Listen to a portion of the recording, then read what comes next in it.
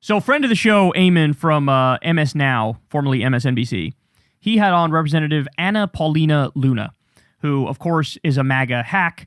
She's very well known for smoking crack in a car, and the video went viral where people bring up, like, really? This is your congressperson here? She goes on, and she, of course, is defending the illegal and offensive war of aggression that was done against Iran by Netanyahu and Trump. We call it the Jeffrey Epstein War, or Operation Epstein Fury. Well, he is going to ask her some very basic questions, and she cannot help but crash out because she has no idea what the fuck she's talking about. Let's watch. You just stated that the act of war would be if Americans were being killed. You said, what if a bomb went off in the United States, right? For over 40 years, the Iranian government and regime has been responsible for the deaths of thousands upon thousands of Americans, not to mention state-sponsored terrorism. And so did the president do the right thing? Has he been consistent in this? Absolutely. Can you just tell me really quickly, where have they killed thousands of Americans in America? I didn't say they killed thousands of Americans in America. I said that they have been responsible for thousands of Americans being killed. And I think that that's easily something that you can verify. I don't know, state-sponsored terrorism for starters. Are you serious right now about that whole thing? I'm not going to list out exact specific locations. They've literally been responsible for sponsored terrorism. This is incredible. This is incredible. He's basically, okay, they killed thousands and thousands of Americans. Where? Where did they kill them? What are you talking about? Tell me, what are you talking about? Give me specifics. What do you mean they killed thousands of Americans? Who and where? Like, what are you talking about? And she can't answer. She glitches out, and now she starts getting angry and yelling because she has no answer, because that's a zombie talking point, which is fucking stupid.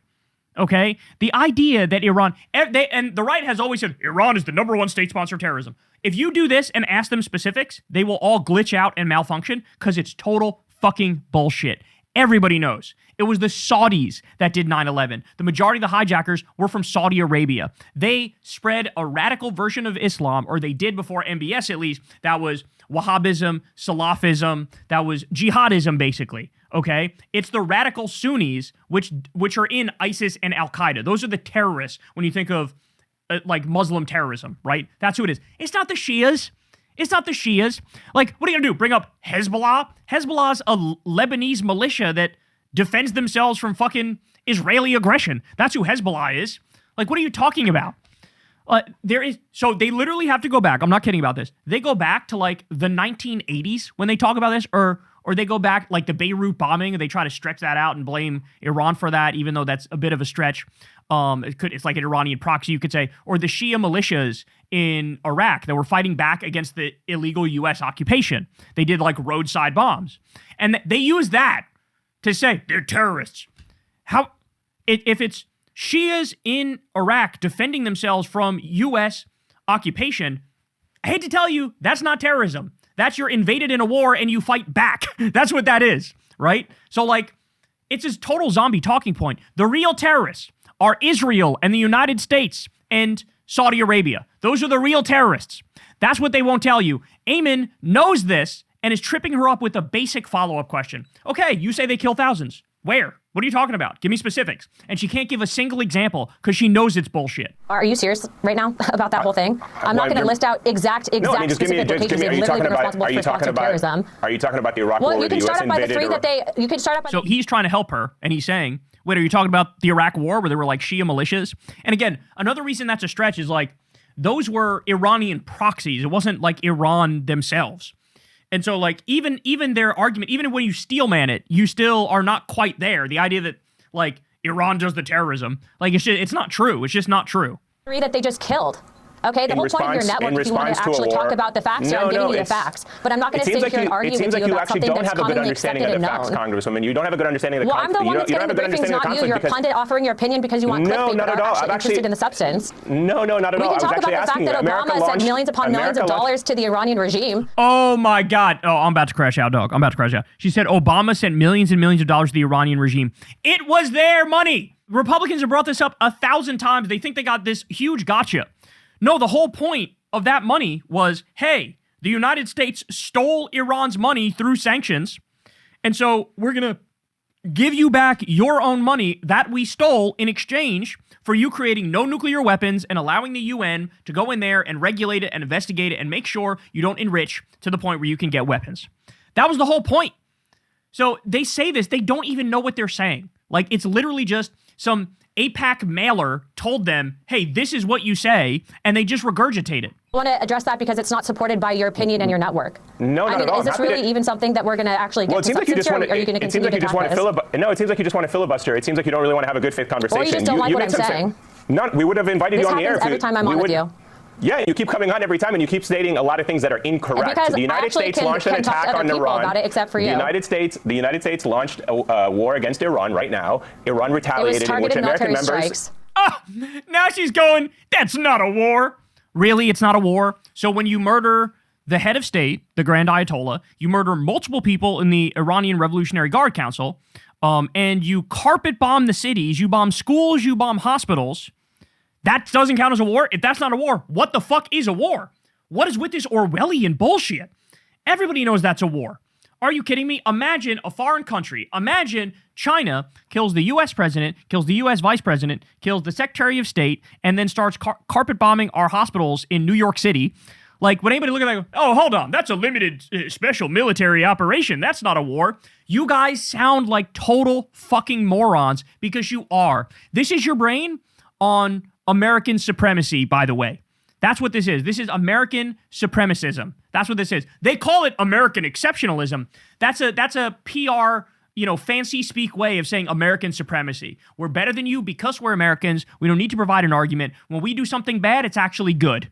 Okay? When we do a war, it's actually called like fairy dust on top of delicious cupcakes with a rainbow over it. Like, this is what this shit is. These people are a joke. These people are sick. Whatever you want to call it, but at the end of the day, the Iranians responded and killed 3 American service members. So what we're trying to get at is you make an assertion on this air that it's not an invasion when America sends fighter jets and Israel send fighter jets into another country. Boots on the ground are not going to happen. Congress will not. Literally a day later, Trump goes, maybe boots on the ground. I might do boots on the ground. Pete Kegsbreath, the Secretary of War Crimes, goes, yeah, maybe boots on the ground. Yeah, maybe. And here she is like, there's not going to be boots on the ground. On war with Iran, because that is not something that we support, and that is not something that the administration supports. That's actually supports. what the Constitution says that in Article 1, but I guess you think Article 2 is more important. Article 2 is when the U.S. citizens and our military are in direct imminent threat, the president reserves the authority. Yeah, well, he hasn't made that case to the American public or Congress, and that's the problem. So now she's pretending there was an imminent threat from Iran. You have got to be kidding me. She's got to retire. You got to go. You got to go. This is not, this is humiliating. By the way, Joe Rogan had this psycho-ass bitch on his show.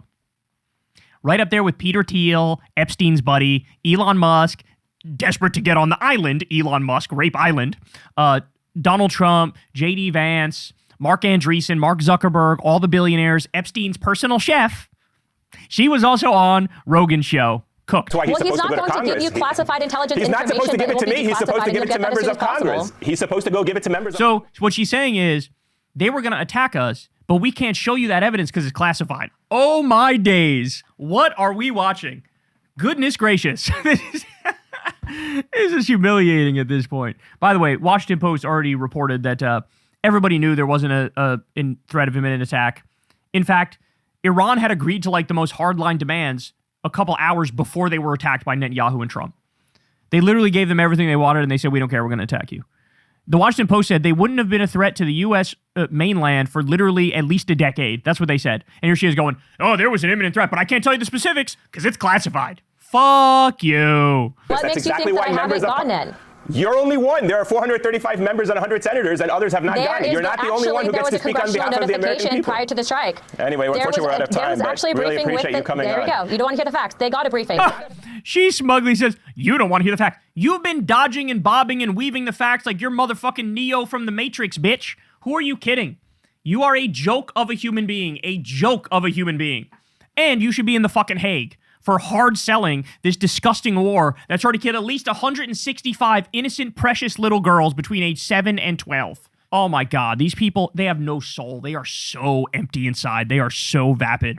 I hope she can't sleep at night for the rest of her life for the fucking hell that she's putting this world through with these horrible decisions backing up the most depraved man on earth right now. I'm telling you what other members of Congress have said, and that's the whole point of them being able to have a debate in Congress. Congress was notified.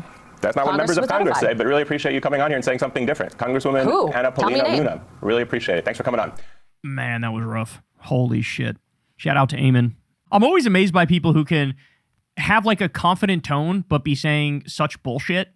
It's always amazing to me. Wait, how are you presenting me with this arrogance and you're saying nothing but your mouth is moving? How do you do that? It's like a weird trick. incapable of telling the truth, incapable of being honest, but I'm going to move my mouth, sound very confident, and fundamentally lie. What a sick joke. And this is what you get. By the way, I know that they're not going to listen to me, but I'm going to say it very clearly.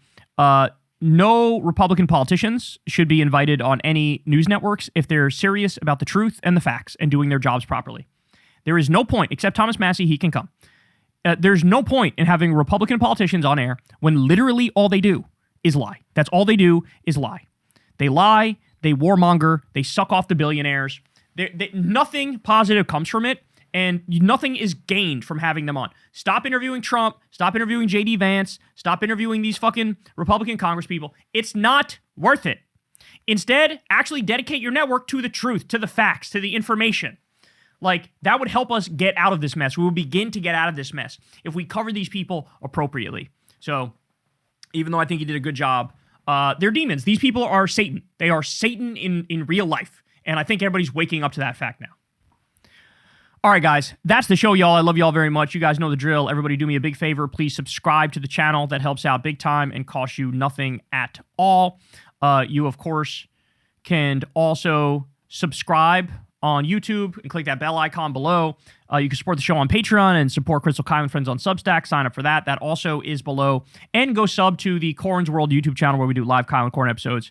You guys know the deal there. So come hang out with us. We are back, y'all. We are back. So I love y'all, and I'll talk to you soon. And let's hope this war doesn't continue to go as bad as it's going. I mean, it seems so naive to even say that, but rough times ahead, y'all. Rough times. Hey, y'all, do me a favor and like and subscribe. It helps out big time in the algorithm.